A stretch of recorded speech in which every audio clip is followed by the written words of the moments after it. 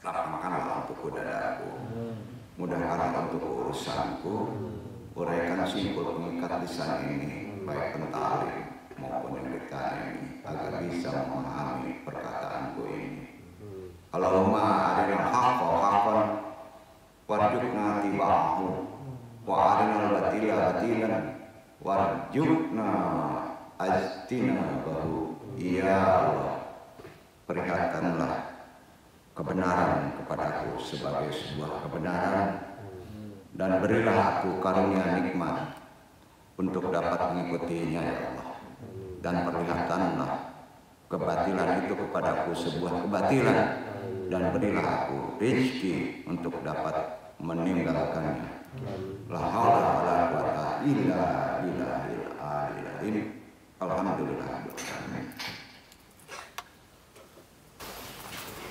Alhamdulillah rabbil alamin. Na ilahil mahmud wa salatu wa salamu li ayasiril haitri wujud wa sabil ajam min kulli mawjud. Salatan tutafi qulubina iman wa biha bi'al Qur'an. Atubahi muayyat wa tuhalana biha nurul jannat wa nurun nari wa nurun najari ila wajhikal karim. Subhanaka ilma lana illa ma 'allamtana innaka antal alimul hakim. Alhamdulillah. Wajali wajiro min ahli iwan akhwat YMA rahimakumullah, ulama anal kuroma wa masyayikh anal aija wa bi muqaddimah murabi hadal mahat asyatid al fatah itu kita sawabil qadilah lamanu yang andung muliakan. Puji syukur kehadirat Allah Subhanahu wa taala, dengan para iradatnya juga rahmatnya kita masih bisa diberi waktu untuk bisa datang ke tempat ini bertolebul ilmi. Baik yang mengaji secara talaki, secara langsung, yang andung talimi, juga ikhwan yang mengaji secara live atau melalui medsos, yang tidak hadir hari ini semuanya rahimakumullah. Di pertemuan hari ini Al-Fakir yang bodoh ini coba kita bahas kembali ke metode tasawuf dan torekot, khususnya masalah makomat dan ahwal. Muqawimatus silmi ruhiyi lil muslimin, makomat tangga rohani seorang muslim. Ini bukan memisahkan, tapi apapun juga ada kelasnya dan ada ikhtiar amalannya supaya kita bisa manusia soleh sepernah mungkin melalui tahapan tangga-tangga secara rohani tentunya. Amma ba'du. Agak susah kaji sekarang, tapi insya Allah bisa andung curai, mudah-mudahan bisa dipahami ya. Sebetulnya tidak susah, mungkin yang paling berat amalannya. Yang paling sulit dalam kajian-kajian tasawuf dan torekot itu adalah masalah makomat sebetulnya ya.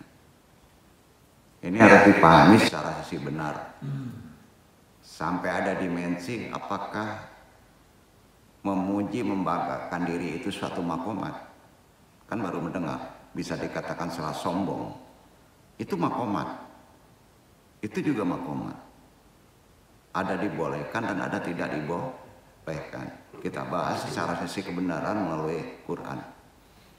Jadi kita berprasangka baik sama ulama-ulama yang sering memuji kediriannya ya, memuji keulamaannya, kesolehannya. Itu dalam rangka tarbiyah untuk bisa diteladani ya, itu ada makomatnya ya.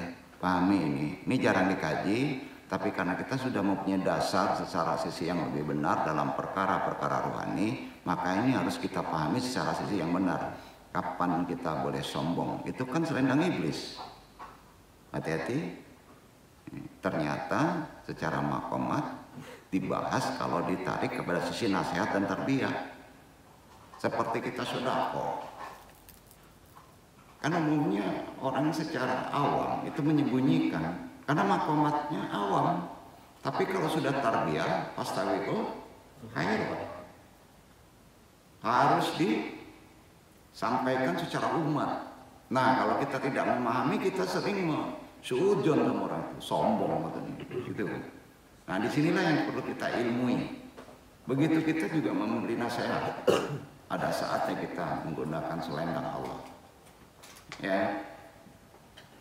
Ada saatnya kita menggunakan selendang Allah. Bukan selendang iblis.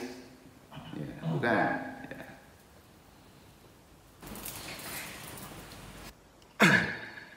Salah satu maqamat atau derajat bagi kaum muslimin yang disebutkan di dalam Al-Quran, ini kena kita semuanya nih, bukan sufi aja, adalah maqaman ma'budah.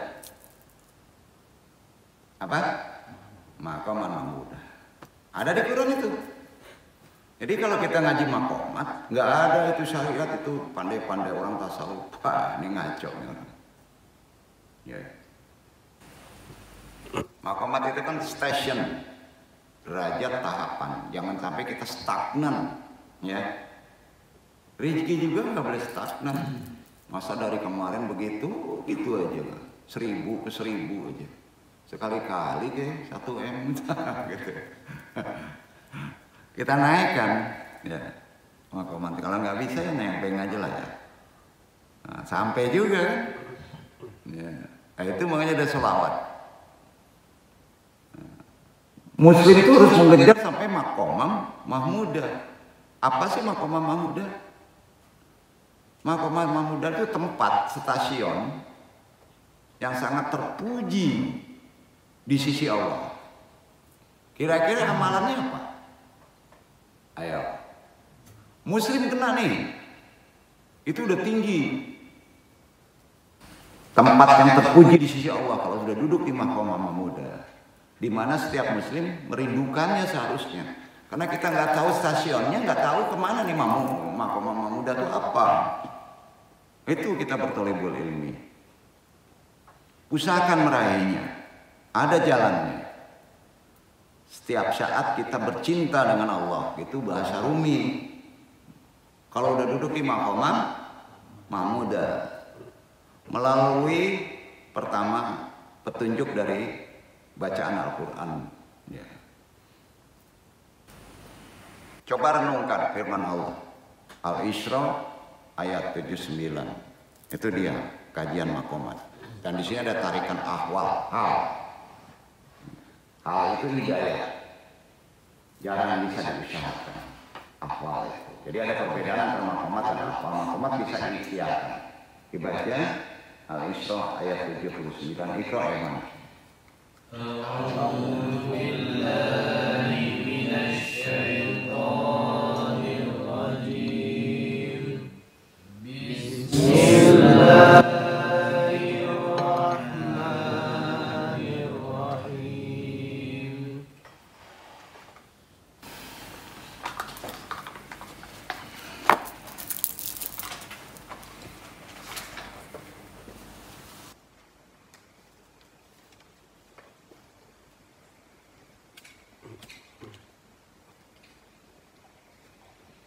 ومن الليل فتهجد به نافلة لك عسى أن يبعثك ربك مقاما محمودا.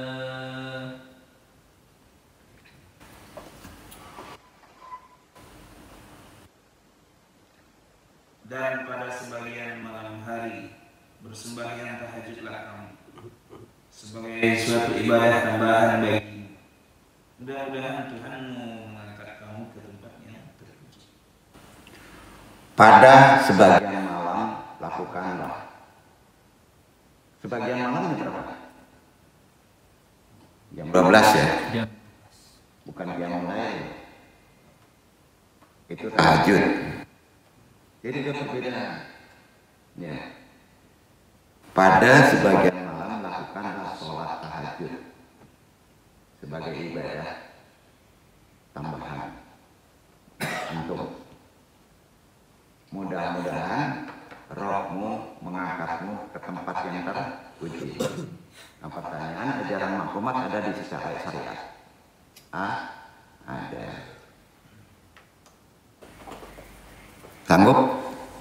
mewajibkan diri sholat tahajud? Ayo, maka duduk maqamat antum. Tapi syaratnya satu, sholat tahajud kalau antum belum tobat, ambles tuh tahajudnya. Ya, sama ya, namanya maqamah mahmudah. Ada di syariat? Kajian maqamat, kajian derajat, stasiun, ada ya? Ada. Caranya gimana? Sholat tahajud. Jadi kalau derajat antum ingin naik kan derajatnya rohaninya, maka sholat tahajud lah. Ya, insya Allah. Kalau antum sholat tahajud dijadikan apa? Minta hidayah, minta rezeki, pengen dapat jodoh, qiyamul lail aja. Ya. Duduk. Baru dengar. Enggak, ini bener ini. Enggak tambah tuh ilmu tuh. Makanya dia ilmu. Ayat tadi itu berbicara khusus ke kaum muslim. Betul nggak? Tentang jalan maqamat derajat yang disebut mahmudah. Itu pasti dijanjikan Allah tuh.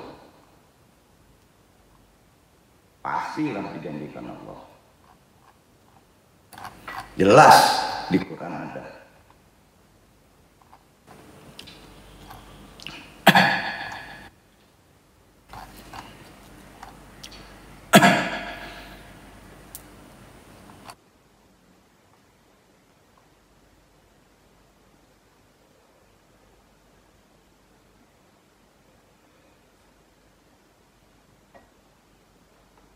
Allah itu kalau janji nggak pernah bohong lah. Dia karena maha pengasih dan maha penyayang. Jelas di surat Al-Isra ayat 79. Banyak para ulama ini menafsirkan bahwa kalimat ini adalah tempat Rasulullah Muhammad SAW. Tempatnya di sana. Stasiunnya itu. Makanya Nabi mewajibkan diri sholat tahajud. Ya. Syarat sholat tahajud, syarat tidur dulu. Gimana mau tidur? Baru tidur aja jam 3, jam 2. Ayo. Berat.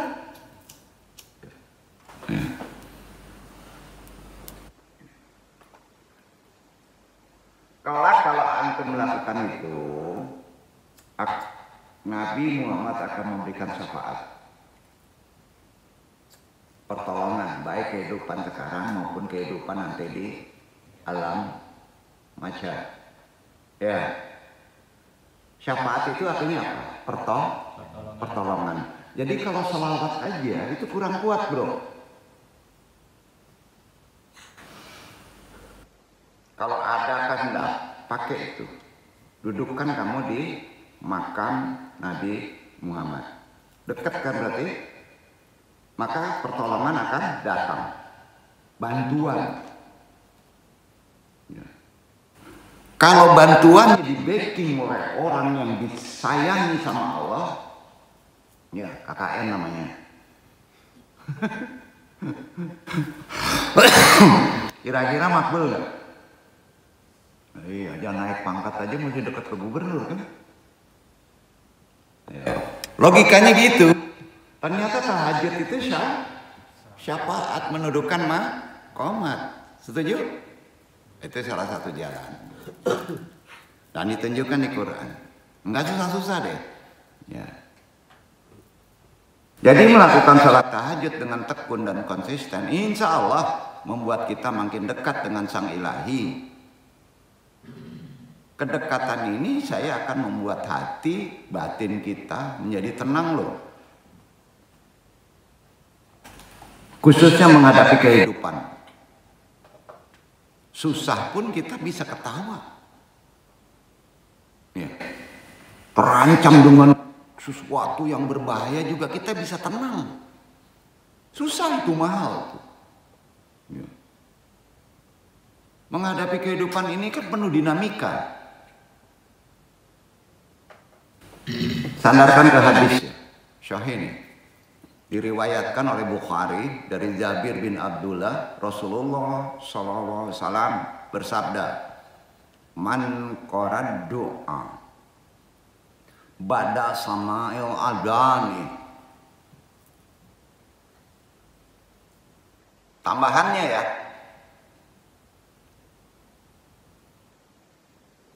Man qarad doa ba'da sama'il adani. Kapan dilakukannya? Barang siapa yang membaca doa setelah selesai mendengar azan. Tuh, naik maqamat antum. Doa setelah azan apa? Ayo. Untuk maqamat nih. Hadisnya sahih. Ya Rabbi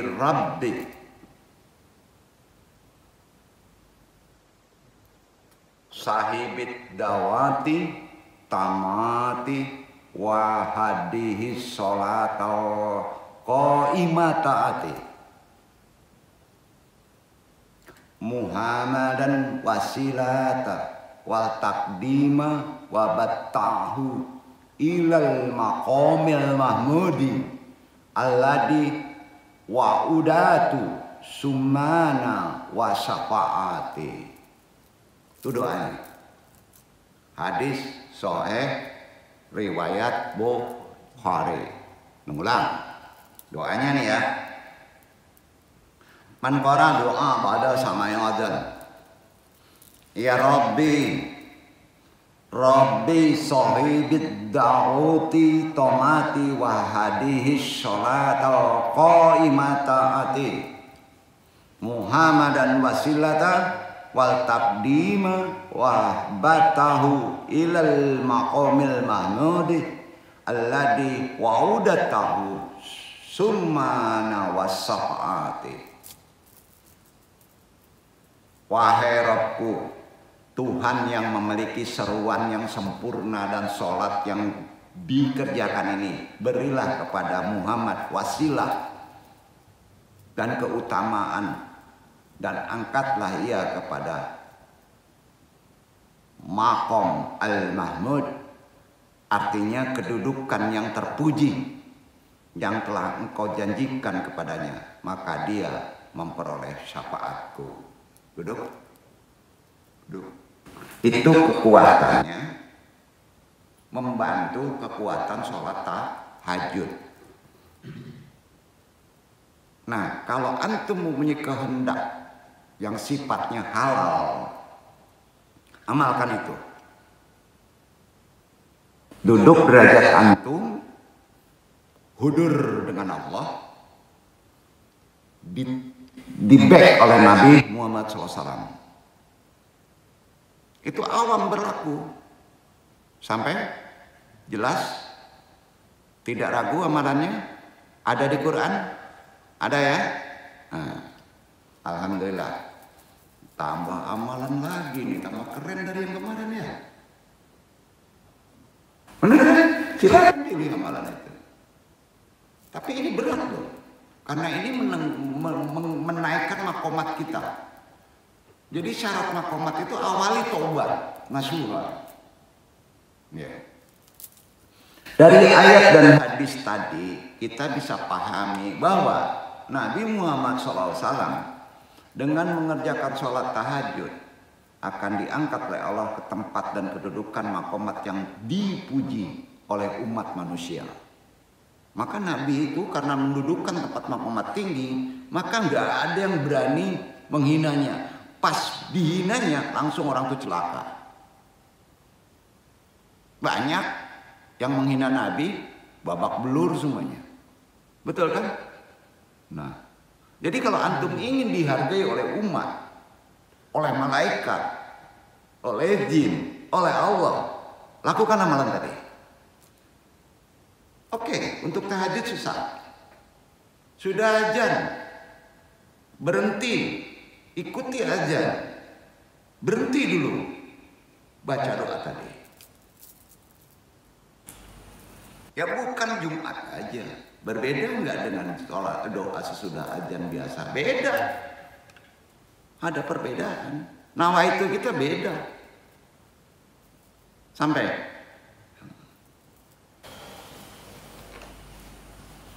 Jadi antum akan dihormati oleh manusia, para malaikat dan Allah. Karena antum mempunyai kedudukan maqamat dan ada syafaat. Nah, bagi umat manusia pada waktu berada di padang mahsyar juga antum akan tertolong dengan laku amal yang tadi.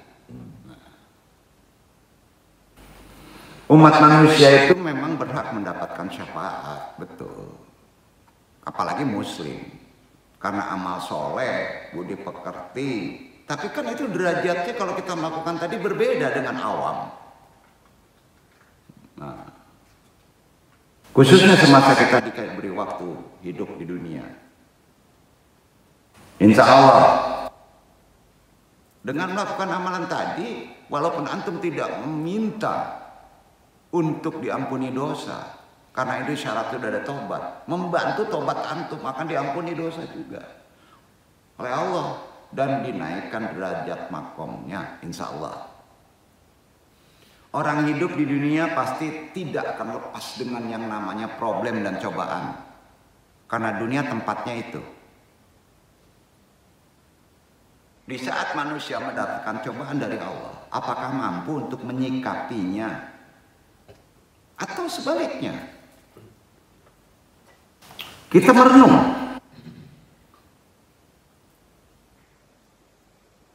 Cobaan datang pada siapa saja. Karena tempatnya. Tidak melihat orang itu miskin, kaya, lemah, kuat, bahkan pejabat, bahkan ulama. Selama hidup dunia pasti mendapatkannya. Tapi kita dikasih penangkalnya. Iya kan?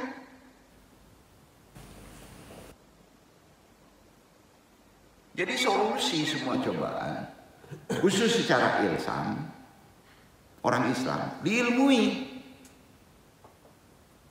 Bahasanya diilmui. Di antaranya melalui ilmu tasawuf.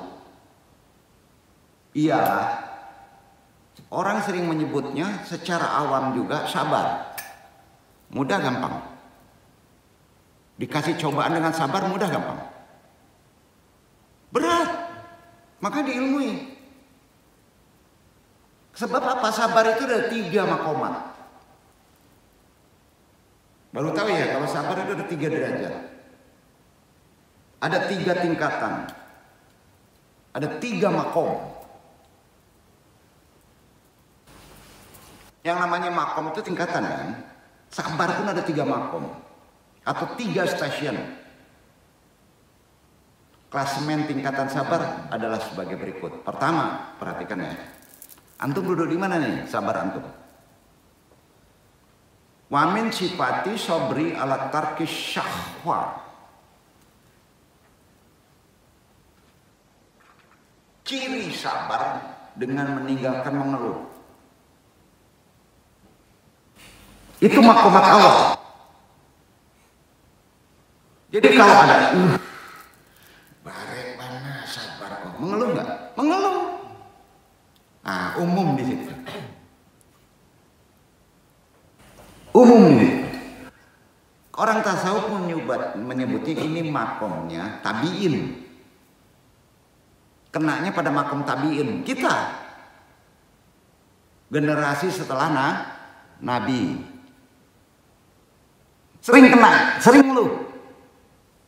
Yang kedua, perhatiin ya, yang kedua. Ini udah tasawuf. Ridu li syai'in asbaha qadarullah subhanahu wa ta'ala. Ridho itu ridho. Ridho pada sesuatu yang sudah menjadi ketetapan Allah. Ridho nggak?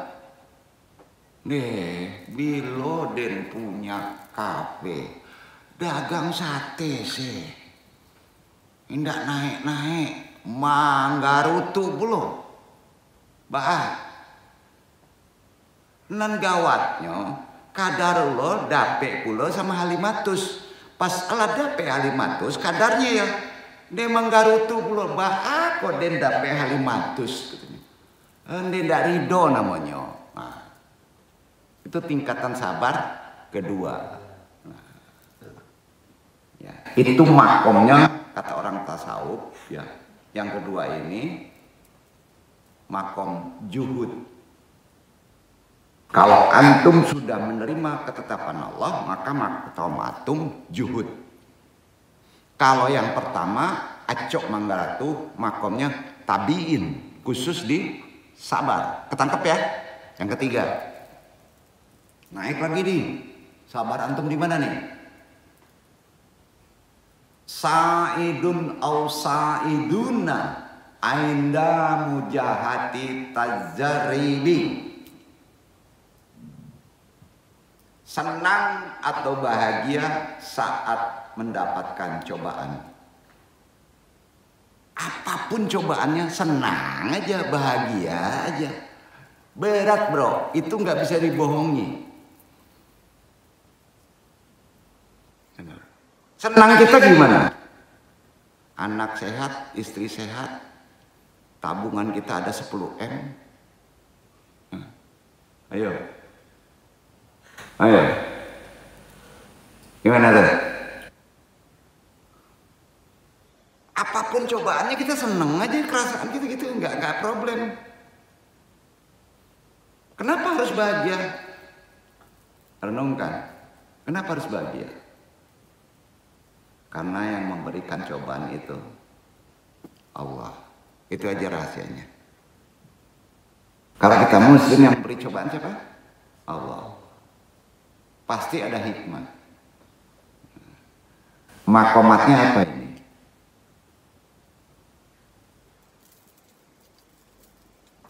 Mujahad.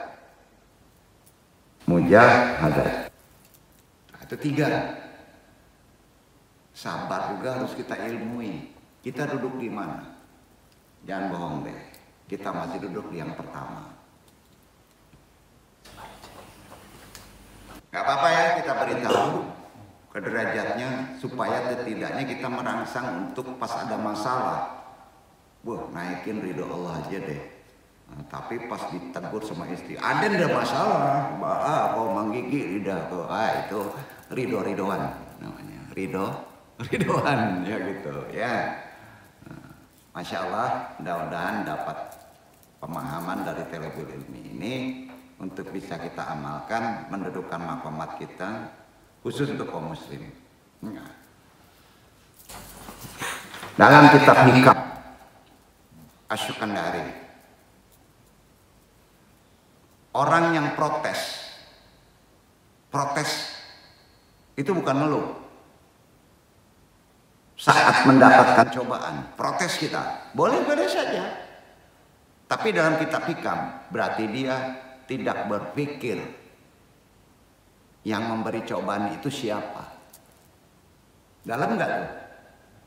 Jadi pas kita kasih cobaan, kita harus berpikir yang memberi cobaan itu siapa. Ini kenapa kita kayak gini ya? Lah iyalah kita dikasih cobaan nih, karena kita minjem uang di bank. Ya bukan dari Allah itu. Iya kan? Nah, ya habislah dia kena riba. Kalau dia tahu yang memberi cobaan itu Allah, maka dia senang. Itu hikam.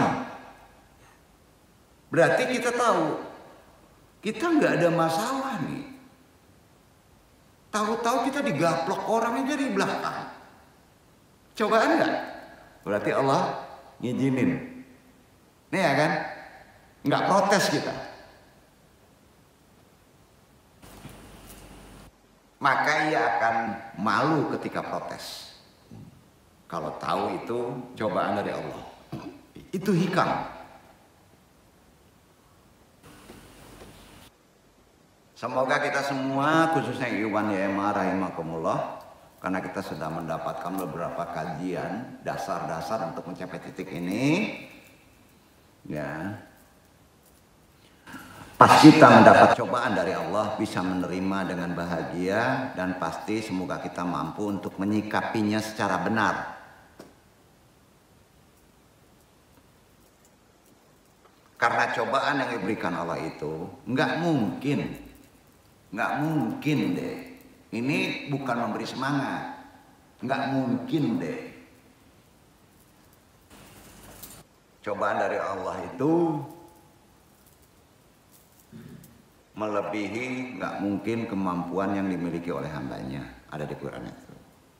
Ya. Motivasinya gitu supaya kita bisa paham. Sejalur dengan ajaran ahli sunnah wal jamaah. Ini sejalur nih ya. Karena dinilai sebagai ajaran yang mudah dan tidak mempersulit umat. Kita harus ilmui bahagia itu gimana. Ya. Mengajarkan pentingnya untuk bersabar dan bersyukur.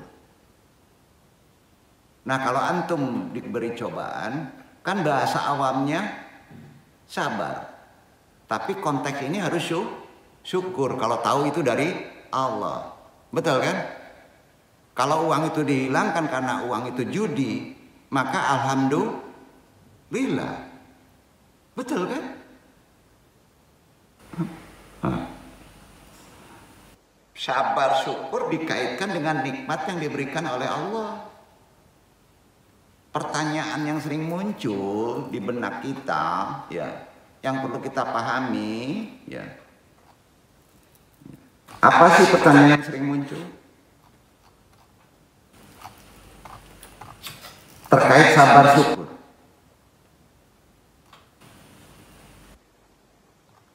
Ada yang tahu?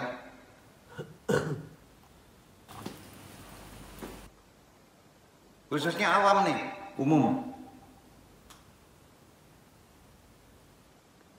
Khususnya umat Islam juga yang mulai berusaha mempelajari Islam adalah terkait mana kedudukan yang lebih tinggi. Pertanyaan dulu nih, mana kedudukan mana yang lebih tinggi antara ilmu fikih dan ilmu tasawuf? Di situ dulu dasarnya untuk memahami sabar syukur. Ada yang bisa jawab? Interaksi aja. Keyakinan antum sampai antum bertemu dengan Tuhan, kita akan bertemu dengan Tuhan, dengan Allah. Tidak ada ilmu sebarokah ilmu fikih. Nggak ada.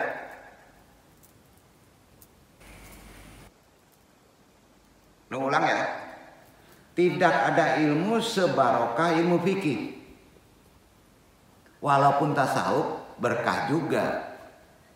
Tapi paling tinggi berkah itu di ilmu fikih. Nah pertanyaan tadi, tinggi mana antara ilmu fikih dan tasawuf? Duduk. Nah, ini ceritanya. Tasawuf berkah juga. Tapi tetap jauh dong. Ini bukan menafikan tasawuf. Fikih dari Quran. Tasawuf metode. Setuju? Nah, ya. Jadi orang sekarang itu banyak yang salah berpikir. Nanti jadi ngawur nih. Diperbandingkan tinggi tasawuf. Oh kalau udah tasawuf tuh udah tarekat tinggi banget. Fikih, oh jauh boy fikih tuh katanya. Itu ngawur kalau berpikir begitu. Salah tuh. Kalau mengatakan ilmu tasawuf di atas fikih, keliru deh. Kalau iblis itu musuh Allah, lebih keliru lagi. Maka ngurusin. Iblis itu musuh manusia. Ya. Jadi coba luruskan keilmuan kita. Jangan jadi awam dulu supaya kita paham. Kita bisa mengikhlaskan amal itu setelah lolos uji fikih kan? Kalau uji fikihnya lolos baru ikhlas kan? Iya. Udah clear tuh. Baru ikhlas tuh. Kalau uji fikihnya lolos. Sepakat? Ya udah pulang, udah selesai kaji itu kan jawabannya. Mau disebut fikih lebih rendah katanya. Wah, gimana nih? Ya. Misalnya antum sholat, saya ikhlaskan untuk Allah. Sholat nih, ya, umpamanya status sholat itu harus benar dulu, hukumnya wajib. Kalau udah benar baru ikhlas. Sholat benar itu di mana ilmunya? Fikih. Ya. Betul kata-katanya. Kalau sholat itu harus ikhlas untuk Allah. Tapi sholatnya nggak bener karena nggak ngerti fikih. Jadi fikih itu wajib. Jadi kalau orang udah ahli tasawuf, nggak juga ahli fikih, ngaco tuh. Ngaco. Jadi sholat benar itu gimana? Ada fatihahnya, ada rukunya, ada sujudnya. Orang status sholatnya saja tidak benar, kok dibilang diikhlaskan? Ayo, gimana tuh? Diikhlaskan gimana? Akal kita bisa menganalisa loh. Sama seperti sedekah. Ayo. Sedekah itu pakai harta atau pakai niat? Sedekah pakai harta. Kalau nggak ada duitnya, diikhlaskan. Aduh, gimana tuh? Repot itu ke tasawuf langsung. Udah deh pakai kertas aja masukin itu. Saya ikhlaskan sedekah katanya. Ini ngaco. Ya. Jadi gimana fikih tasawuf? Ini bukan ngadu debat ini. Pemahamannya pasti mesti kita luruskan dulu. Zaman sekarang jadi aneh kan? Hati-hati.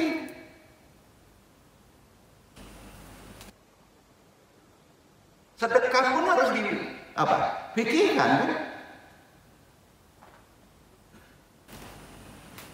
Sedekah itu pakai harta, hartanya harus halal. Itu fikih. Nah, saya ikhlaskan, hartanya nggak halal. Gimana tuh? Banyak kan?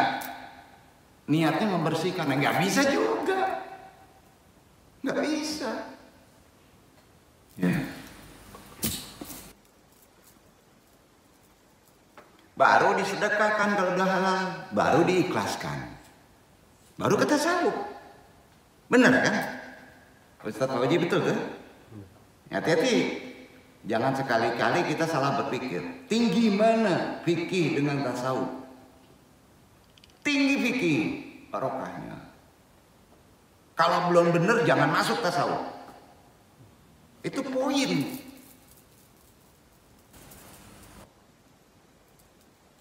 Ini kerepotan anung satu.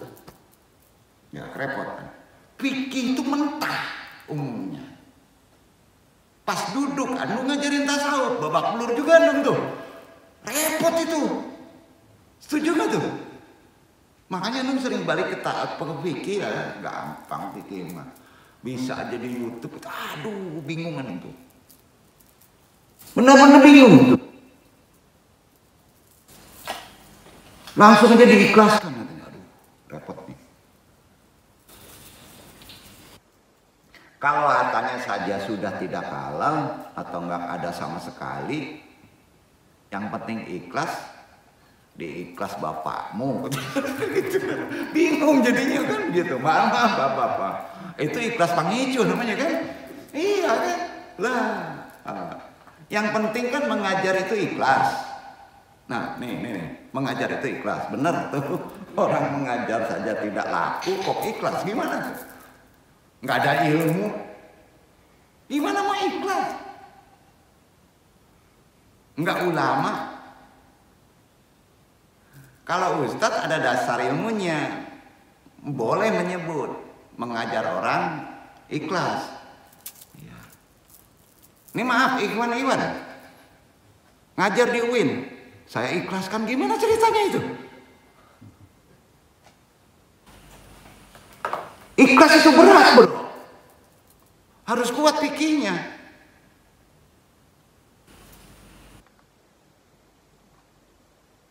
Nah, sekarang tasawuf dulu. Karena kita udah anggap ikhlas nih. Udah bener ikhlasnya. Fikihnya udah masuk gitu. Tasawuf adalah cara untuk bisa mendekatkan diri kepada Allah. Itu ilmu tasawuf.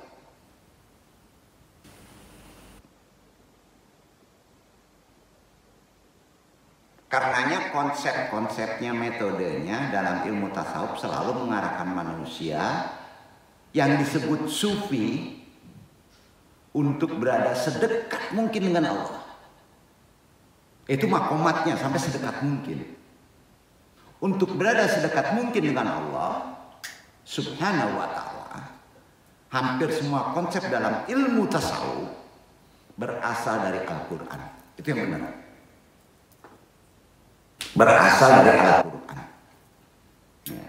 Begitu juga konsep makomat. Tidak dari Al-Quran, nggak laku. Coba antum belajar makomat, langsung ke dalil nggak? Di syariat Quran itu apa? Ternyata makomat mah mudah. Salah dong ngaji. Ada fikihnya. Nggak bisa apa katanya. Makomat harus ada di Quran. Pertanyaannya, makomat di Quran itu surat apa? Ada berapa ayat surat petunjuknya mencapai derajat stasiun itu?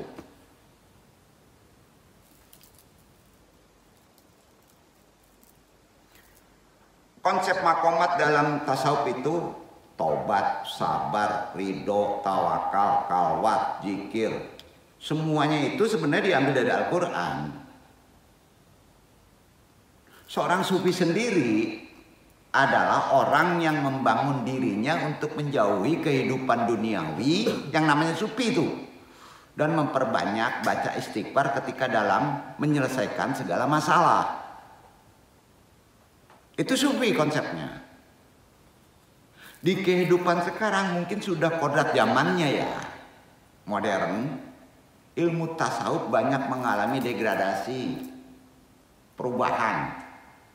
Ini harus ditangkap orang khusus akademis, apalagi di bidang tasawuf terapi. Degradasinya hati-hati, sangat kuat. Ya, sering digunakan pada praktek yang sesat akhirnya sama awam. Kalau kita tidak meluruskannya bahaya. Makanya harus kuat fikihnya. Nah, dipakai oleh para dukun yang berkedok agama banyak tuh. Berbeda dengan tasawuf zaman dulu. Ada perbedaan. Lebih mengena di hati arahannya. Karena di dalam tasawufnya terdapat muhasabah dulu. Muhasabah diri. Dengan tidak menunggu orang lain mensifati kita di sisi lain tasawufnya. Tidak mengajarkan amalan-amalan yang menyesatkan seperti tubuh kekal, bisa menghilang, tahan bacok, anti panas api, uang beranak. Ngaco itu, enggak tasawuf itu. Hati-hati. Itu rame itu. Pas dilihat ahlul tasawuf katanya. Torekotannya anu katanya. Waduh, uangnya beranak gitu. Bawaannya golok gitu kan. Pelajarannya silat, pegang api. Nah, gimana itu? Enggak dilarang itu, tapi jangan bidangnya langsung terjun lah supinya. Ya. Aduh. Dinasihatin kok pada mada juga ya. Enggak di sini ya. Dong bilang enggak di sini ya. Ya.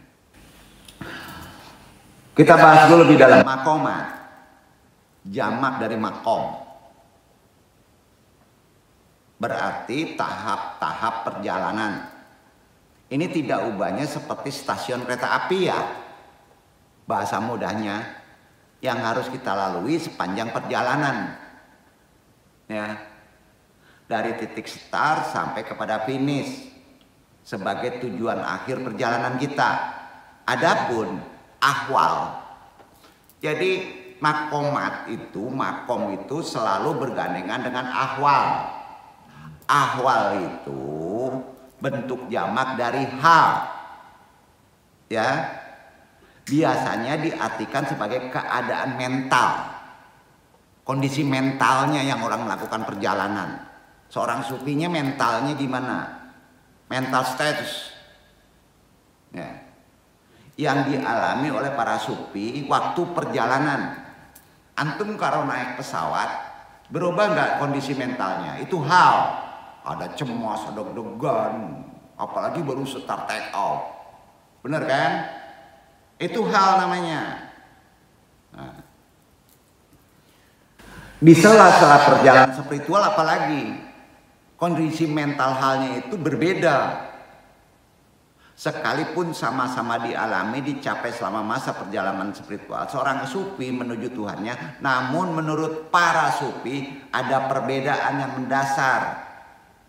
Perbedaan antara makomat dan ahwal. Perbedaannya dulu, ya. Baik cara mendapatkannya maupun pelangsungannya, bahasanya gitu. Makomat adalah tahap-tahap perjalanan spiritual yang dengan gigi diusahakan untuk para sufi memperolehnya. Ada ikhtiar. Contoh, kalau ingin antum derajatnya dekat dengan Allah, ditolong sahabat Nabi, usahanya apa? Sholat tahajud dan membaca doa setelah selesai azan. Ada usahanya ya. Nah, sekarang kita pahami dulu masalah makomat ya. Makomat bisa diusahakan. Di Quran sandaran dalilnya mana? Ada nggak? Ada. Tadi juga udah ada makomat muda. Tapi yang paling jelas makomat itu ada di Quran surat Ibrahim ayat 14, dibaca Iwan.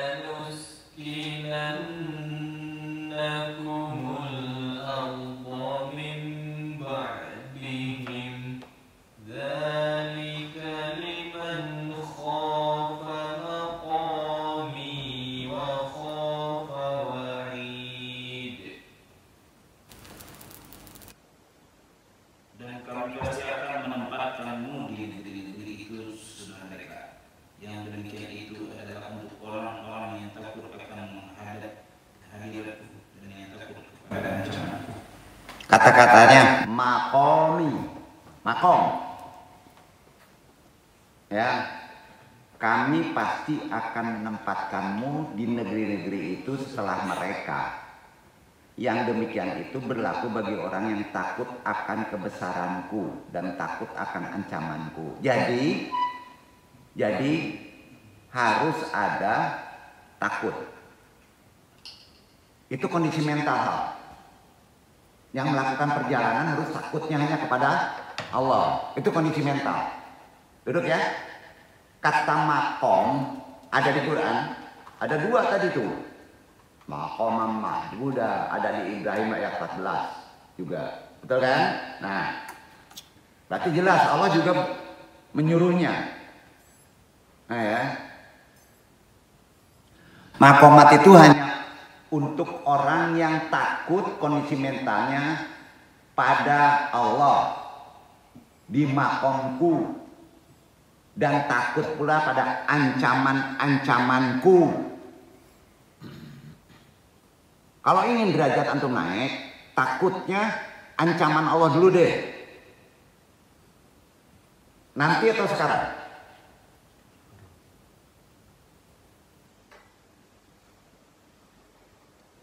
Sekarang. Karena Allah ada sekarang.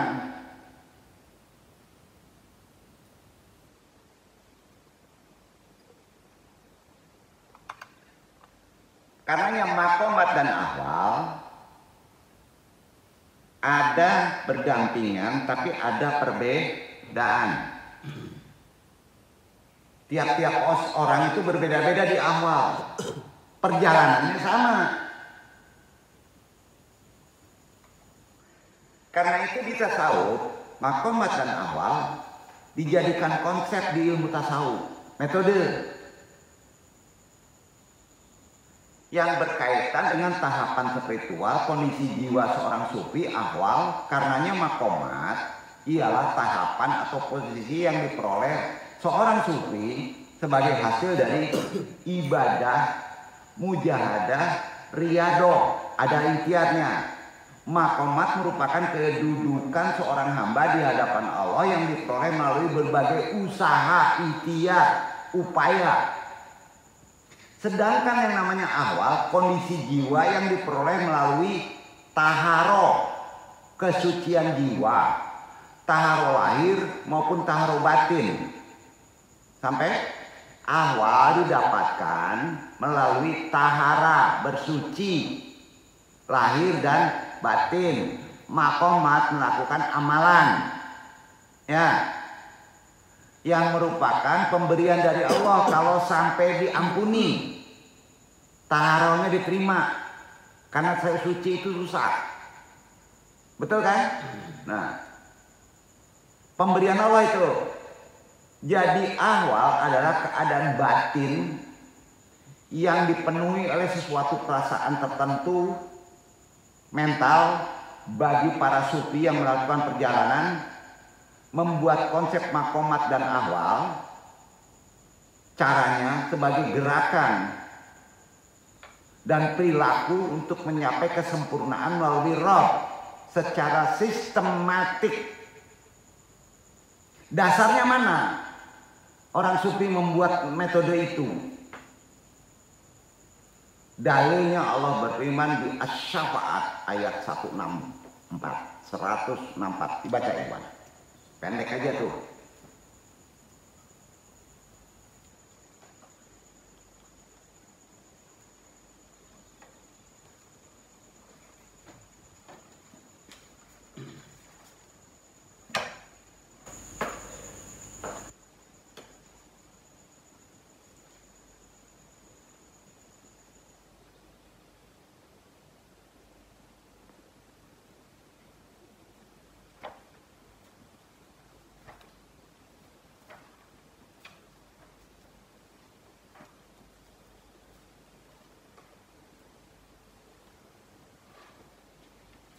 Wa ma minna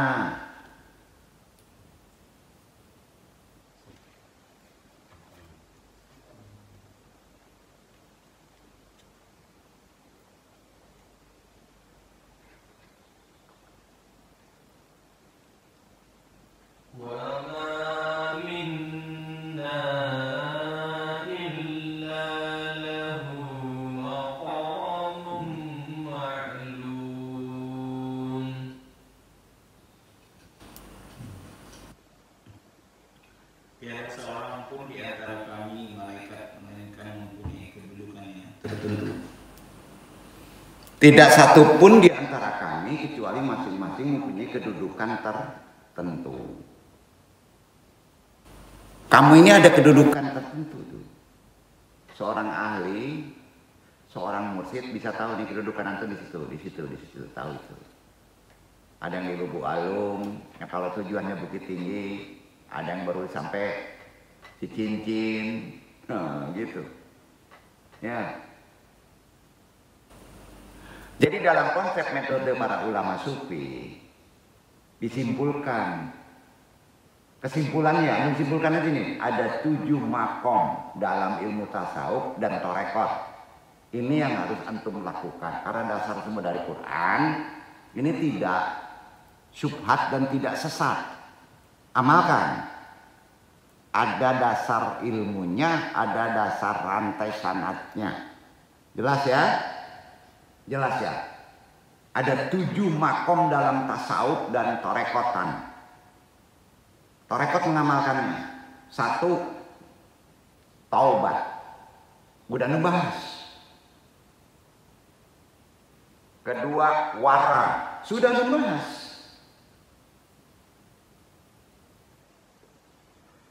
3, juhud. Udah ngebahas. Mendulukan akhirat daripada dunia. Berat ya. Berat. Keempat, tawakal. Udah dibahas. 5, sabar. Sering dibahas. Berat tuh sabar tuh. Makanya lu terangkan lagi ulang. ke-6 baru fakir. Jangan coba-coba al-fakir. Al-fakir. Kalau nggak belum sampai duduk di al-fakir, enak aja. Al-fakir udah tinggi bro. Sampai. Kalau al-mukarram itu semuanya, semua al-mukarram. Kalau al-fakir udah duduk di makomat itu. Pasti udah tobat dia. Pasti udah wara, pasti udah juhud dia, pasti udah tawakal, pasti udah sabar itu. Maka duduk di fakir. Juhud aja belum al-fakir. Gimana nih? Masih seneng apa tuh? Jam rado, jam ini fakir. Gimana itu? Sombong banget ya. Secara awam menyebut fakir kan miskin.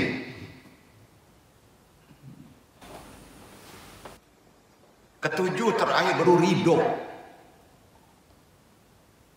Wah, Ridho Muhammad Adam Esmawinata. Buset, udah sampai puncak gitu. Ngeri banget ya. Iya kan? Duduk ya. Makom-makomnya duduk. Ada 7. 1, tobat.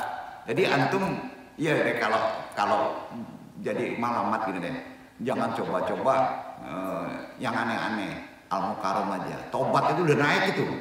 Udah selesai tobatnya. Tapi besok masih maksiat, masih ke kafe, ngaco itu. Ya. Tobat aja berat, bro. Nah, al-fakir bentar lagi ridho ya. Jadi wali kutub loh.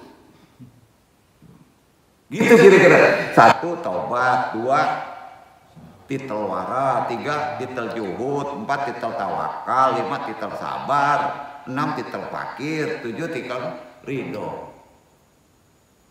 Yang duduk berani juga menyebut al-fakir. Tarbiyah aja lah ya. Kalau ridho berat loh. Udah sombong tuh. Jadi seenggaknya kalau menyandarkan seseorang, ada ulama, orang ulama itu bisa tersinggung. Al-fakir. Tapi awam kurang ajar disebut miskin ulama tuh kan gitu kan. Jadi itu 7 tadi konsepnya. Karenanya makom dan ahwal adalah istilah tasawuf yang diambil dari Al-Quran, jelas merujuk pada kedudukan pendakian rohani yang harus ditempuh oleh seorang sufi untuk mencapai kedekatan sedekat-dekatnya kepada Allah. Jadi kata makomat merupakan jamak dari kata makom, karena sudah dijelaskan tadi yang berarti tempat, kedudukan dan derajat. Jadi para ulama sufi, khusus ulama sufi, memiliki pendapat yang berbeda-beda. Karena dia kuat di fikih. Pasti beda-beda mengenai jumlah makom, tapi kesimpulan yang disebut ada tuh 7. Perbedaan ini dapat ditemukan dalam berbagai literatur, ya, khususnya kajian-kajian tasawuf pada tarekat sufi. Perbedaan tersebut biasanya tergantung dari pengalaman si sufi itu dan pencapaian pendakian sang sufi itu. Maka makomatnya bisa tambah banyak, tapi kesimpulannya sebenarnya 7. Duduk. Kita masuk ke